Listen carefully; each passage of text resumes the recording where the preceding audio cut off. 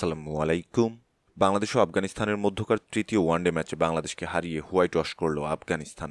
3 ম্যাচের ওয়ানডে সিরিজের একটি ম্যাচও জিততে পারল না বাংলাদেশ, বরঞ্চ লজ্জায় ডুবেছে টাইগাররা।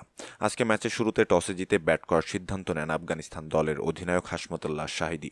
টসে জিতে ব্যাট করতে নেমে 50 ওভারে 9 উইকেট হারিয়ে 293 রানের বিশাল সংগ্রহ দাঁড় করায় আফগানিস্তানের পক্ষে ব্যাট হাতে সর্বোচ্চ 95 রান করেন ওপেনার ইব্রাহিম জাদরান। এছাড়া দ্বিতীয় সর্বোচ্চ 62 রান আসে মোহাম্মদ নাবির ব্যাট থেকে। মোহাম্মদ নাবির 62 রানের ইনিংসটি সাজানো ছিল মাত্র 37 বল থেকে, যেখানে তিনি 4টি 4 ও 5টি 6-এর মার হাঁকান। বাংলাদেশের পক্ষে বল হাতে 3 উইকেট শিকার করেন সাইফ হাসান। 293 রানের জবাবে ব্যাট করতে নেমে শুরু থেকেই সাবধানী ব্যাটিং শুরু করে সাইফ হাসান এবং মোহাম্মদ নাইম। দুজনের উদ্বোধনী জুটি থেকে বাংলাদেশ পায় 35 রান।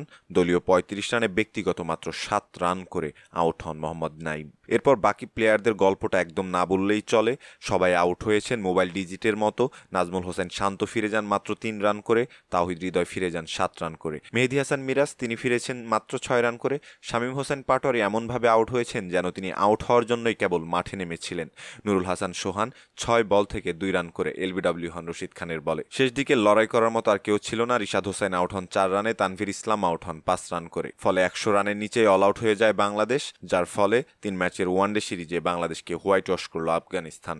এদিকে ম্যাচ হেরে চরম হতাশ মেহেদী হাসান মিরাজ। তিনি বললেন, আমাদের ব্যাটিং দুর্বলতা রয়েছে, পুরো সিরিজে ব্যাটিং দুর্বলতা আমাদেরকে ভুগিয়েছে, ব্যাটিং সাইড নিয়ে আমাদেরকে কাজ করতে হবে। সম্মানিত দর্শক, এই ছিল আমাদের হাতে থাকা সর্বশেষ ক্রিকেট আপডেট।